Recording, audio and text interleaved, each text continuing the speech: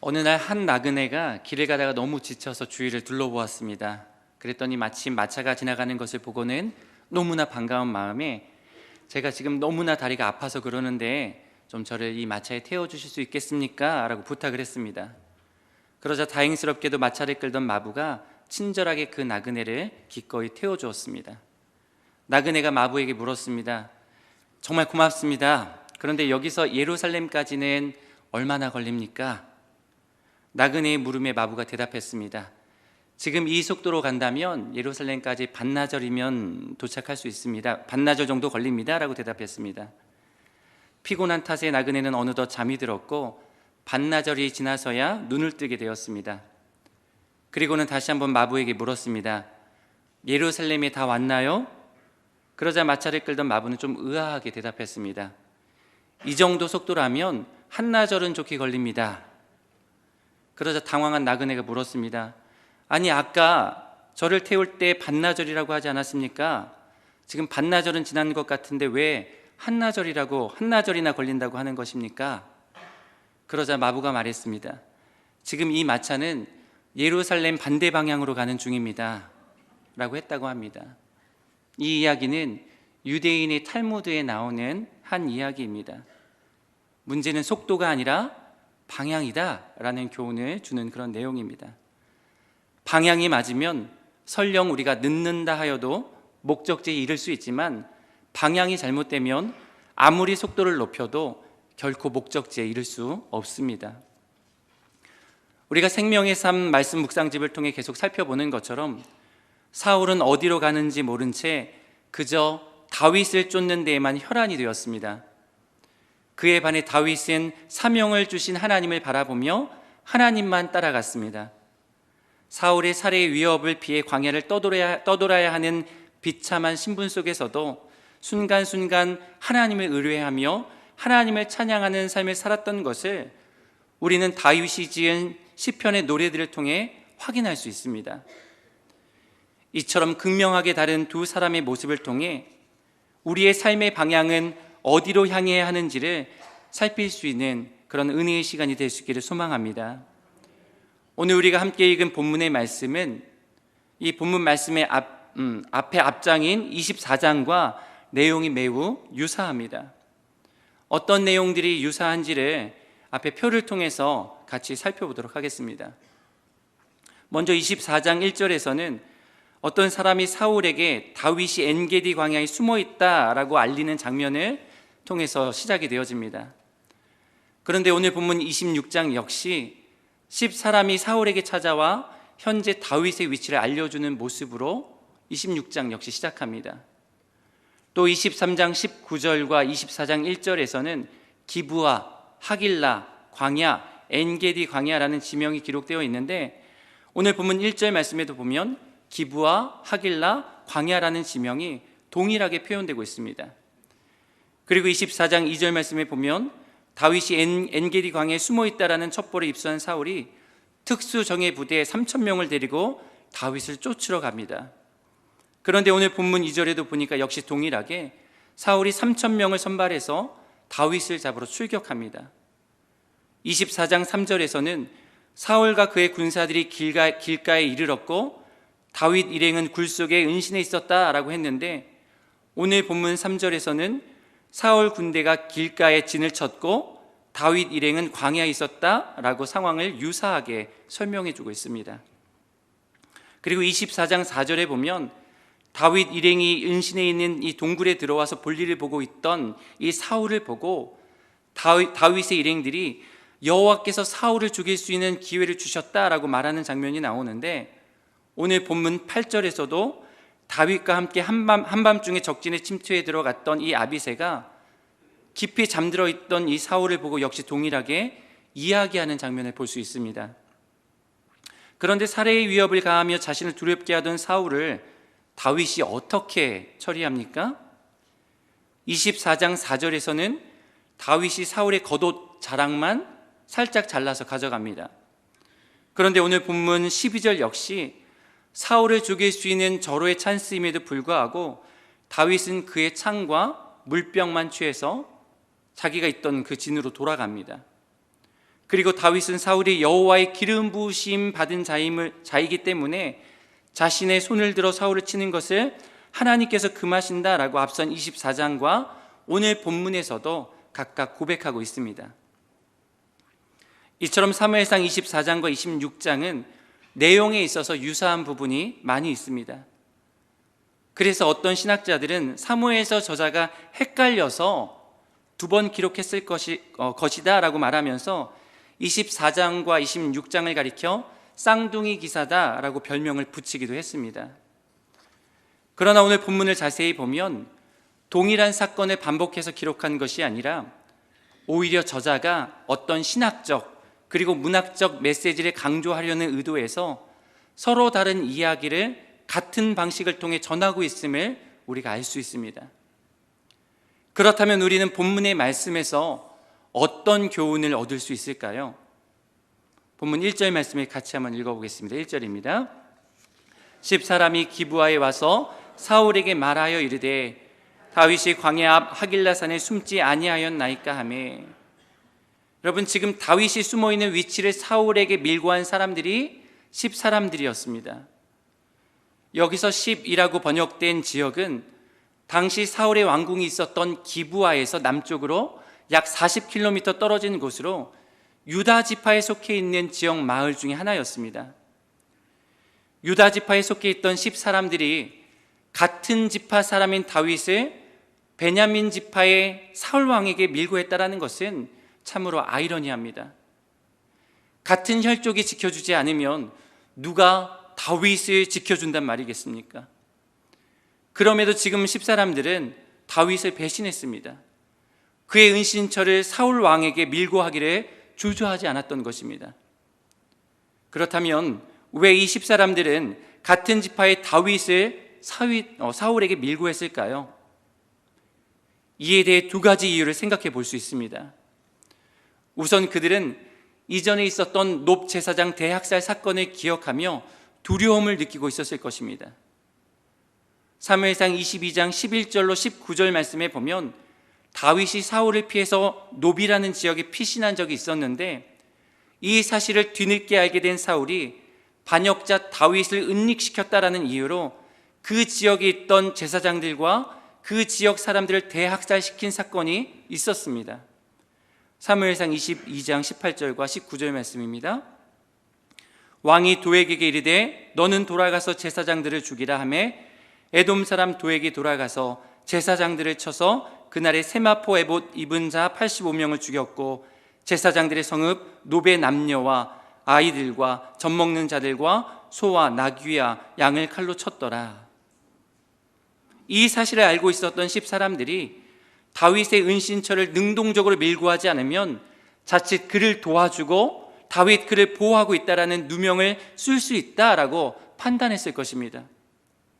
그런데 오늘 이 10사람들이 사울에게 다윗을 밀고 하는 그런 내용을 자세히 살펴보면 이러한 이유는 타당성이 약해 보입니다. 오늘 본문 1절 후반절에 보면 그들이 이렇게 사울에게 밀고 하는 것을 볼 수 있습니다. 다윗이 광야 앞 하길라산에 숨지 아니하였나이까. 여러분, 여기서 다윗이 숨지 아니하였나이까 라는 말을 원어의 뉘앙스를 살려서 표현하면 다윗은 지금 자기 스스로를 숨기기 위해 최선을 다하는데 왕께서는 어찌 지금 가만히만 계십니까? 라는 그런 의미가 됩니다. 10사람들이 왕을 다소 추궁하는 듯한 그런 뉘앙스가 여러분 느껴지십니까? 자신들이 누명을 쓸 수도 있다라는 그런 두려움이 전혀 느껴지지 않는 태도입니다. 이처럼 10사람들은 단순히 다윗의 은신처에 대한 정보만 제공한 것이 아니었습니다. 그들은 다윗의 소재가 파악된 지금이야말로 다윗을 죽일 수 있는 절호의 찬스라는 사실을 깨우쳐 사울의 살해 의지를 지금 부추기고 있었던 것입니다. 도대체 무슨 연유로 10사람들은 이렇게까지 했던 것일까요? 그것은 바로 하나님의 뜻을 헤아리지 못한 영적인 무지의 소치 때문이었습니다. 그들은 왕권을 쥐고 있던 사울 왕에게 아부함으로써 현실적인 이득을 취하기 위해서 무려 40km나 되는 먼 곳까지 나와서 같은 지파 같은 혈족인 다윗을 밀고 했던 것입니다. 그러나 그들이 붙잡고 있는 사울이라는 줄이 이미 하나님께 버림받은 썩은 동아줄이다라는 사실을 몰랐습니다. 그런데 그들이 분별하지 못했던 것은 그뿐만이 아니었습니다. 사무엘상 23장 14절 말씀을 보십시오. 다윗이 광야의 요새도 있었고 또 광야 산골에도 머물렀으므로 사울이 매일 찾되 하나님이 그를 그의 손에 넘기지 아니하시니라. 다윗을 사울의 손에 결코 넘기지 아니하신다는 하나님의 뜻을 그들은 제대로 분별하지 못했습니다. 그들이 차지할 사리사욕에만 눈이 먼 나머지 하나님의 참된 뜻을 분별하지 못했던 것입니다. 영적으로 무지몽매한 것입니다. 이렇게 영적으로 무지몽매하니 어떠했습니까? 비록 그들에게는 열심은 있었지만 그 열심이 하나님의 뜻과는 다른 방향으로 열심히 달려가는 꼴이 되고 말았습니다. 하나님의 뜻을 이루는 열심이 아니라 오히려 하나님의 뜻을 방해하는 잘못된 열심이 되었던 것입니다. 고대 로마 공화정 말기의 군인이자 정치가였던 가이우스 율리우스 카이사르는 사람들은 자기가 보고 싶은 현실밖에 보지 않는다라고 말했습니다. 그러나 하나님의 사람은 자기가 보고 싶은 것과 자신이 봐야 할 것이 아니라 하나님의 뜻을 바라보고 하나님의 뜻을 분별하며 분별한 하나님의 그 뜻에 준행하며 살아가야 하는 그런 존재들입니다.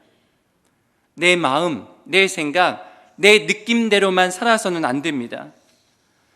또한 눈앞의 이익에 눈이 어두워 분별을 잘못하고 살 때도 많습니다. 에서가 바로 그런 모습으로 인생을 살다가 잘 분별하지 못하고 장자의 축복권을 팥죽 한 그릇에 팔아먹고 말았습니다. 결국 하나님의 축복을 경홀히 여기는 어리석은 그러한 인생을 살다가 하나님의 축복에서 제외되는 인생으로 전락이 되고 말았습니다. 사랑하는 성도 여러분, 그렇다면 우리의 모습은 어떠합니까? 눈앞의 이익에 연연하여 분별력을 상실한 모습으로 우리가 살아가고 있지는 않습니까? 내 마음대로, 내 생각대로, 내 느낌대로 그렇게 살아가고 있지는 않습니까? 성도는 하나님의 뜻을 분별하는 존재임을 기억하시길 바랍니다. 그러므로 진정으로 하나님께서 선히 여기시고 기뻐하시고 온전하게 여기시는 것이 무엇인지 분별하는 믿음의 지혜를 항상 구할 수 있기를 바랍니다. 우리가 하나님의 뜻을 분별하는 지혜를 구하면 후히 주시고 꾸짖지 아니하시는 하나님께서 선하시고 기뻐하시고 온전하신 뜻을 쫓아 살아갈 수 있는 그러한 믿음의 지혜를 우리 모두에게 공급해 주실 줄 믿습니다. 우리 이어서 2절 말씀도 같이 읽어보겠습니다. 사울이 일어나 광야에서 다윗을 찾으려고 이스라엘에서 택한 사람 3,000명과 함께 광야로 내려가서 사람들의 첩보를 입수한 사울이 다윗을 찾기 위해 일어나 무려 3,000명의 병사를 소집해서 광야로 내려갔습니다. 그런데 이 대목에서 우리가 한 가지 살펴볼 것은 2절의 서술어인 일어나라는 이 말과 내려가서라는 이 말에 히브리어 문법 중에 하나인 와우 연속법이라는 것이 사용되었다라는 것입니다. 여기서 와우 연속법이라는 것은 어떤 동사의 접속사 와우라는 것이 붙어 있으면 앞에 어느 행위에 연달아 나오는 행위 또는 지체하지 않고 연속적으로 이루어지는 행위라는 것을 의미할 때 이러한 문법이 사용되어집니다. 무슨 말이냐면 사울이 지금 사람들의 이 말을 듣고 조금의 지체함도 없이 곧장 다윗을 잡기 위해 행동을 취했다라는 사실을 이 저자가 우리에게 보여주는 것입니다. 게다가 다윗을 찾으려고 라는 이 말에서 찾으려고에 해당하는 원어의 원형이 바카쉬라는 이러한 단어인데 이 단어 자체에는 이미 심혈을 기울여서 찾다라는 의미가 내포되어 있습니다. 그런데 사무엘서의 저자는 한 발 더 나아가서 이 단어를 강조의 형태로 사용했습니다. 즉 사울이 단순히 다윗을 찾는 것이 아니라 마치 독수리가 먹이를 찾아 수색하는 것처럼 다윗을 죽이려고 철저하게 수색하고 지금 군사 3,000명을 대동해서 10광야로 내려왔다라는 것을 보여주고 있는 것입니다. 우리는 이러한 표현들을 통해서 당시 사울에게 있어 최고의 관심사, 최대의 관심사가 바로 다윗을 찾아 제거하는 일이었음을 알 수 있습니다.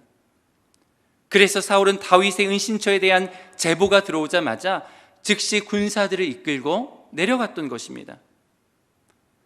우리는 여기서 사울 그가 얼마나 어리석은 인생을 끝까지 살아갔는지를 알 수 있습니다. 그는 한 나라의 왕이었습니다.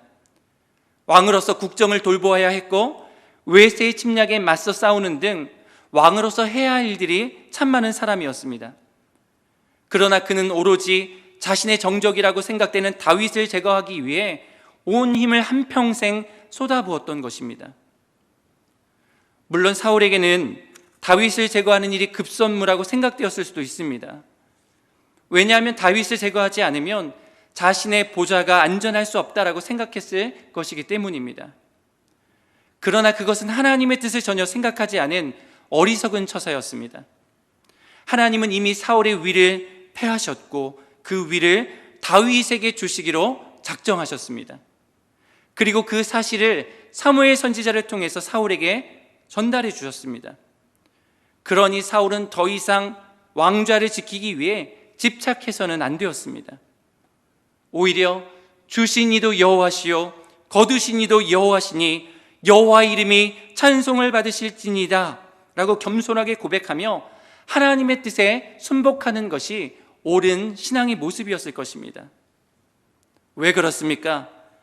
절대자 하나님께서 작정하신 일은 인간의 힘으로 바꾸거나 무효화시킬 수 없기 때문입니다. 그럼에도 불구하고 사울은 하나님의 뜻을 찾지 않았습니다. 자신의 보좌를 지키기 위해 다윗을 제거하는 일에 일평생 온 힘을 기울이며 살았던 것입니다. 그러나 사울은 안타깝게도 다윗을 제거할 수 없었습니다. 하나님이 당신의 택한 사람인 다윗을 지키시고 보호하셨기 때문입니다. 결국 사울은 자신의 소중한 인생만 낭비했습니다. 만일 그가 하나님의 뜻을 찾아 거기에 순종했더라면 그는 비록 보좌는 지키지 못했을지라도 더 이상 범죄하지 않고 이스라엘의 왕정의 기틀을 놓은 왕으로 후대의 길이 기억되었을 것입니다. 그러나 그는 하나님의 뜻을 찾지 않았습니다. 하나님의 뜻에는 전혀 관심을 두지 않았습니다. 자신의 힘으로는 어찌할 수 없는 일에만 매달리다가 결국 후대 사람들에게 실패한 왕으로, 하나님께 버림받은 왕으로 기억되게 된 것입니다. 사랑하는 성도 여러분, 그렇다면 우리는 우리의 시간과 우리의 노력을 무엇을 찾는 데 동원하고 있습니까? 남유다 왕국 말기의 유다 백성들은 나라의 위기가 찾아왔음에도 불구하고 하나님이 어디 계신지 하나님을 찾지 않았습니다. 하나님의 뜻에 별 관심을 두지 않았습니다. 오히려 그들은 능력의 하나님을 멀리했고 믿업지 않은 것들을 대신 그들의 인생 속의 주인으로 모셨습니다. 그런 백성들을 향해 예레미야 선지자는 생수의 근원 되시는 하나님을 찾으라라고 애통하는 마음으로 외쳤습니다. 예레미야 2장 13절 말씀입니다. 같이 읽어보겠습니다. 내 백성이 두 가지 악을 행하였나니 곧 그들이 생수의 근원 되는 나를 버린 것과 스스로 웅덩이를 판 것인데 그것은 그 물을 가두지 못할 터진 웅덩이들이니라. 여러분, 생수가 무엇입니까? 생수는 생명입니다. 하나님은 생명의 근원이 되십니다. 우리가 생명의 근원을 찾지 않고 생명의 근원을 붙들지 않으면 어떻게 되겠습니까? 죽게 됩니다. 하나님이 죽는 것이 아니라 사람이 죽습니다. 그러나 생수, 곧 생명의 근원이신 하나님을 찾으면, 그 하나님을 우리가 굳게 붙들면 우리가 살아납니다. 하나님으로부터 생명을 풍성하게 공급받기 때문입니다. 그래서 아모스 5장 6절 말씀에서 이렇게 아모스 선지자는 말합니다. 너희는 여호와를 찾으라, 그리하면 살리라. 사랑하는 성도 여러분, 우리 인간의 생명과 존재의 의의는 인간인 우리에게 있는 것이 아닙니다. 하나님께 있습니다. 그러므로 우리가 하나님을 항상 찾아야 합니다. 그렇지 않으면 우리는 죽습니다. 살아도 사는 것이 아닙니다. 그러므로 우리 각자 있는 그 자리에서 항상 하나님만을 찾을 수 있기를 소망합니다. 우리 인생들을 향한 하나님의 선하시고 기뻐하시고 온전하신 뜻이 무엇인지 묵상하고 분별하여 그 뜻을 삶으로 살아내는 그런 믿음의 삶을 함께 살아갈 수 있기를 간절히 소망합니다. 사울이 군사를 이끌고 자신을 찾기 위해 하길라산 길가에 진을 쳤다라는 이 사실을 알게 된 다윗이 정찰대원을 파견해서 사울이 와 있는 장소가 정확하게 어디인지를 확인했습니다. 그리고 직접 사울이 진친 곳으로 가봤습니다. 다윗이 그곳에 가보니 사울은 진영 한 곳에서 잠을 자고 있었고 그의 둘레에 있는 수많은 군인들이 사방으로 진을 치고 있었습니다. 그래서 다윗이 햇사람 아히멜렉과 수르야의 아들이자 요압의 동생인 아비새에게 누가 자기와 함께 사울의 진영으로 내려가겠느냐라고 물었습니다.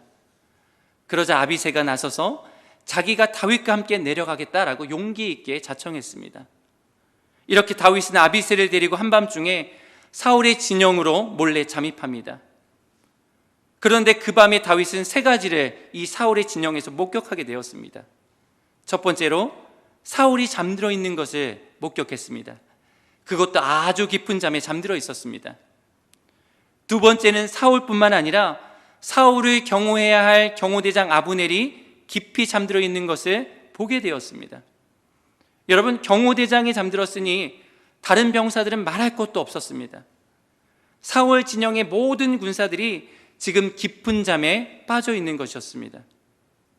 그리고 세 번째는 사울의 머리맡에 창을 보게 되었습니다. 여러분, 사울이 그 창을 보는 순간에 가슴이 어떠했겠습니까? 과거에 무시무시했던 기억, 트라우마가 떠오르지 않았겠습니까?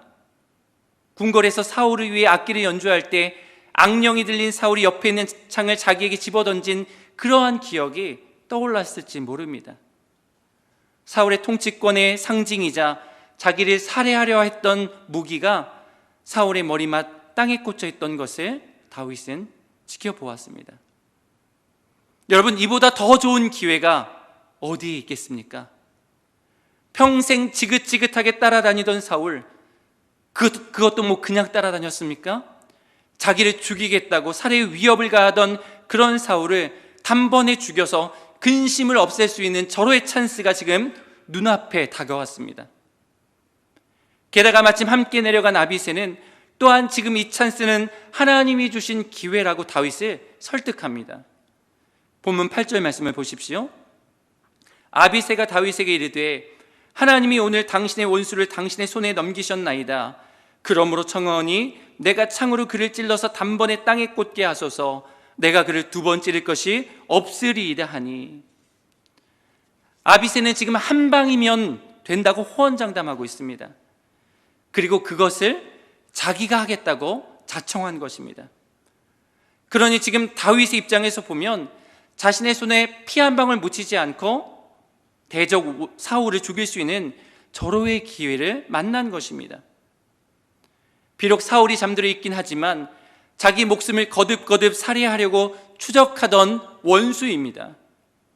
하나님이 기름 부은 자를 자신의 손으로 처단하는 것이 마음에 걸릴 수 있었겠지만 지금 아비새가 다윗 대신 그 역할을 수행하겠다고 하니 모르는 척하고 눈 감아 넘어갈 수도 있는 그런 상황입니다. 그러나 여러분, 모르는 척 눈을 감는 것도 죄입니다. 다수에 속해 침묵하는 것도 죄입니다. 눈 감아 버린다고, 다수에 속해 침묵해 버린다고 해서 그 죄악의 영향력에서 빠져나갈 수 없습니다. 그래서 성도와 교회 공동체는 사회적인 악에 대해서, 공동의 악에 대해서 침묵하거나 눈을 감아서는 안 됩니다. 왜냐하면 그것 또한 죄이기 때문에 그렇습니다. 제가 아는 분들 중에서 크리스천 기업에 다니시는 분이 계십니다. 그분은 자신이 신앙인으로서 이 크리스천 기업에 다니게 된 것에 대해 매우 큰 자부심과 기대감을 품고 있었습니다. 그런데 직장 생활을 하다 보니까 점점 회의감이 자라더라는 것입니다. 그 이유인 즉슨 크리스천 기업이기 때문에 어느 기업보다 정직하고 투명해야 하는데 오히려 편법이 난무했던 것입니다.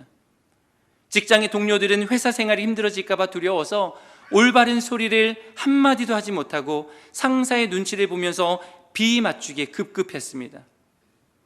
이런 모습을 보면서 자기도 딱 눈 감고 모르는 척 넘어가면 회사 생활이 편해질 것 같은데, 또 그러면 신앙인으로서 안 될 것 같고, 또 그렇다고 바른 소리를 하자니 상사에게 찍히고 동료들에게 눈총을 받아서 왕따 아닌 왕따가 되는 것 같아서 답답하다라는 것입니다. 그래서 제가 그분에게 말했습니다. 당신이 정직하면 됩니다. 당신이 성실하면 됩니다. 당신이 진실하면 됩니다. 하나님이 당신을 그곳에 보내실 때 분명 하나님의 목적과 계획이 있어 보내신 것입니다. 아마 그 직장이 당신의 예배의 자리인 것 같습니다. 그곳에서 하나님을 예배하는 마음으로 업무를 감당하십시오. 그곳에 하나님의 공의와 정의가 회복되도록 기도의 씨앗을 뿌리십시오. 하나님이 일하시도록 말입니다. 사랑하는 여러분, 이것이 우리 성도의 삶의 자세이지 않겠습니까? 우리가 함께 살아가고 있는 이 사회에도 정말 말도 안 되는 일들이 비일비재하게 일어나고 있습니다. 하나님의 창조 질서에 어긋나는 일들이 만연합니다. 이런 죄악들을 보며 눈을 감아버리거나 침묵하는 것은 하나님의 사람으로서의 마땅한 자세는 아닐 것입니다. 하나님의 공의가 이 땅에 회복될 수 있도록 하나님의 마음으로 애통하고 하나님의 그 심정으로 기도하는 것이 지금 이 시대를 살아가는 우리 성도들의 사명일 것입니다. 우리의 삶이 곧 예배가 되어야 합니다. 모든 삶의 영역에서 우리가 먼저 정직하고 진실하고, 그리고 무슨 일을 하든지 마음을 다하여 죽게 하듯 하는 마음으로 살아가야 합니다. 그러면 세상이 우리를 통해 하나님을 보게 될 것입니다. 다윗에게는 사울이 자기 목숨을 노리는 것보다 지금 이 아비새의 유혹이 더 큰 위험이었는지 모릅니다. 그런데 다윗은 여기에서 그렇게 하면 안 된다라고 단호하게 물리칩니다. 본문 9절부터 11절의 말씀을 우리 같이 한번 읽어보겠습니다. 다윗이 아비새에게 이르되 죽이지 말라. 누구든지 손을 들어 여호와의 기름 부음 받은 자를 치면 죄가 없겠느냐 하고, 다윗이 또 이르되 여호와께서 살아계심을 두고 맹세하노니 여호와께서 그를 치시리니 혹은 죽을 날이 이르거나 또는 전장에 나가서 망하리라. 내가 손을 들어 여호와의 기름 부음 받은 자를 치는 것을 여호와께서 금하시나니 너는 그의 머리 곁에 있는 창과 물병만 가지고 가자 하고. 여러분, 다윗이라고 해서 어찌 사울을 처단하고 싶지 않았겠습니까? 그는 그 누구보다도 사울을 제거하여 속히 이 도피 생활에서 벗어나고 싶었을 것입니다. 그렇다고 아비새의 그 충정의 마음을 이해하지 못하는 바도 아니었습니다. 그러나 다윗은 감정에 치우쳐 서두르지 않았습니다. 그는 여호와의 기름 부음 받은 자를 죽이는 것은 하나님께 범죄가 되는 일임을 알았습니다.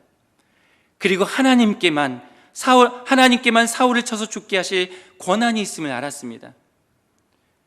그래서 누가 봐도 사울을 제거할 수 있는 천재일우의 기회, 하나님이 주신 기회로 여길 수 있는 상황 속에서도 사울의 머리 곁에 있는 창과 물병만 가지고 자신의 은신처로 돌아왔던 것입니다. 사실 다윗은 이 사건이 있기 얼마 전 크게 실수할 뻔한 적이 있었습니다. 사무엘상 25장에 나오는 이야기입니다.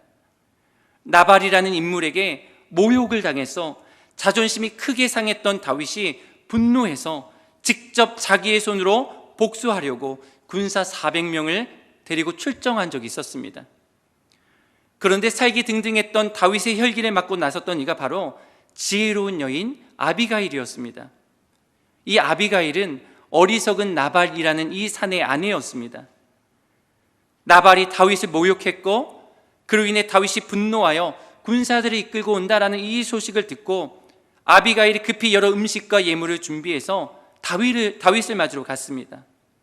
그리고 아비가일은 지혜롭고 현숙한 말로 다윗의 화를 누그러뜨렸습니다. 다윗도 아비가일의 이 지혜로운 대처에 복수를 포기했습니다. 다윗 자신이 복수하지 않고 나발의 생사를 하나님께 맡기기로 결단했던 것입니다. 그러자 여러분, 어떤 일이 일어났습니까? 얼마 지나지 않아 나발이 갑작스럽게 죽게 된 것입니다. 다윗이 자신의 손으로 복수하지 않아도 하나님께서 악인에 대한 심판을 직접 행하셨던 것입니다. 다윗은 그렇게 자신의 힘으로, 자신의 의지로서가 아니라 하나님께 내어 맡겼을 때 하나님께서 그 문제를 해결해 주시는 것을 경험했던 것입니다. 그러니까 다윗은 25장의 나발 사건을 통해서 하나님의 영적 원리를 체득하여 알고 있었던 것입니다.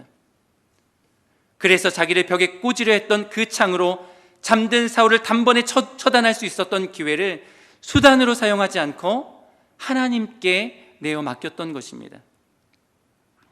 사랑하는 성도 여러분, 우리 성도들의 삶은 하나님께 우리 인생을 계속하여 맡기는 것입니다. 결국 우리를 연단하고 훈련하시는 신앙의 영역은 우리가 무슨 힘으로 살아갈 것인지에 대한 것입니다. 하나님은 순간순간 우리에게 질문하십니다. 너 네 힘으로 살래? 아니면 내 힘으로 살래? 사업을 운영하는 사람들에게는 그 사업 네가 운영할래? 아니면 내가 운영할까? 라고 물으십니다. 우리는 머리로는 다 압니다. 그리고 입술로는 고백합니다. 하나님께 이 사업을 맡깁니다. 그런데 막상 회사에 가서는 내가 하려고 길을 씁니다. 내 경험에 비추어 내 지식을 총동원하여 그리고 내 인맥을 다 끌어모으려고 아등바등합니다. 아이를 키우는 부모에게는 그 아이 네가 키울래? 아니면 내가 키워줄까? 하나님께서 이렇게 물으십니다. 역시나 한결같이 부모들은 하나님께 맡깁니다. 하나님께서 키워주세요 라고 하지만 집에 가서는 아이에게 이래라 저래라 잔소리합니다. 눈에 보이니까요. 그러나 여러분, 하나님께 내 삶의 모든 문제를 내어 던져야 합니다. 그런데 우리가 던져놓고는 거기에 끈을 달아놓고 자꾸 내 앞으로 다시 끌어당기려고 합니다. 마치 낚시하는 것처럼 말입니다. 그런데 우리가 매달아 놓은 그 끈마저 끊어버려야 합니다. 그렇게 하나님의 주권 앞에 우리의 문제를 맡겨버리고는 하나님의 힘으로만 살아가야 합니다. 다윗은 온 이스라엘의 왕위에 오를 때까지 전적으로 하나님만 의지하는 법을 가장 깊숙이 배웠습니다. 그래서 오늘 본문에서도 사울이라는 인생의 가장 큰 짐을 하나님을 신뢰하며 그분께 내어 던졌던 것입니다.